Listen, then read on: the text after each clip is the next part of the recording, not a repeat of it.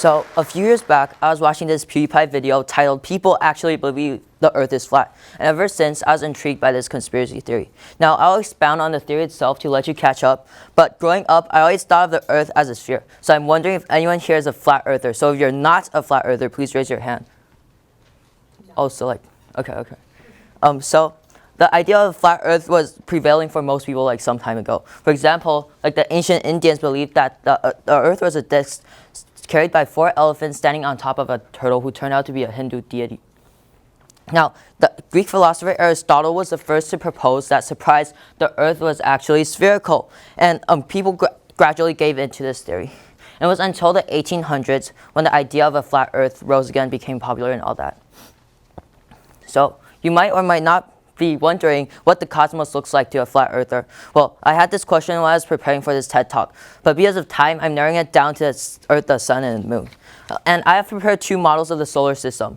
One is based on information according to NASA, and the other is based on the flat Earth theory. I brought them here today for you to see. Now, I know that if you're not an astronomer or don't have a PhD like me, it won't be too obvious, but just try to spot the difference. Okay, so as you can see, the model on the right shows the familiar spherical Earth, the Sun. You can't see the Moon, but the axes and all that good stuff. And on the left, you see the flat Earth model. Now, the NASA model shows a spherical mass pulling objects towards the center because gravity. And the flat Earth model would be incompatible to the laws of gravitation. So instead, the official flat Earth model concludes that gravity is not what really keeps us on the ground.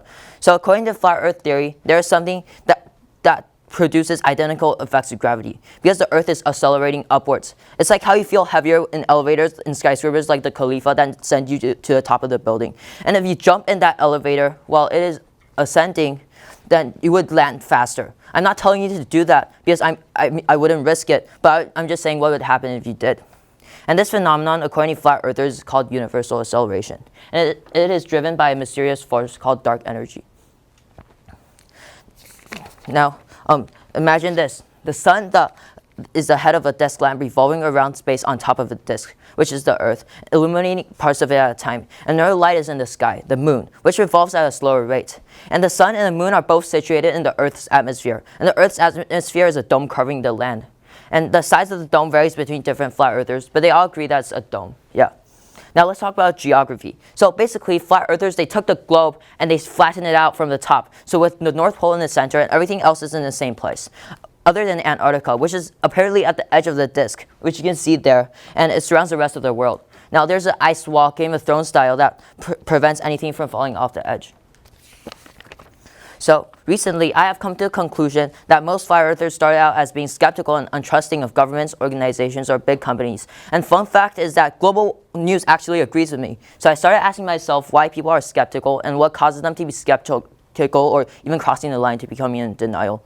Well, I have a hypothesis. So according to Science Daily, there's a phenomenon called confirmation bias, which causes people to search for, interpret, or recall information in a way that supports what they believe, and ignore information that might potentially disprove them. And I believe that flat earthers, after being skeptical of NASA for being too secretive, will research exclusive information that proves they are right, and because of confirmation bias, which prevents them from searching information that contradicts what they say.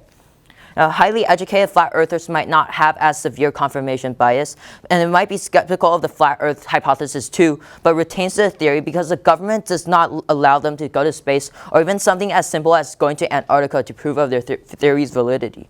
Now, something that might strengthen their belief in the flat earth might be their bonding with other flat earthers.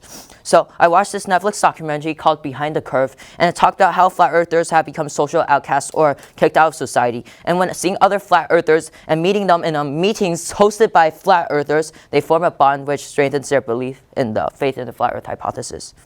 Now, turns out I'm not a flat earther because so far there's more evidence suggesting the spherical earth than that is of the flat earth. And at the end of the day, people should still respect flat earthers for being passionate about what they believe because we need more passionate people in this world. Thank you.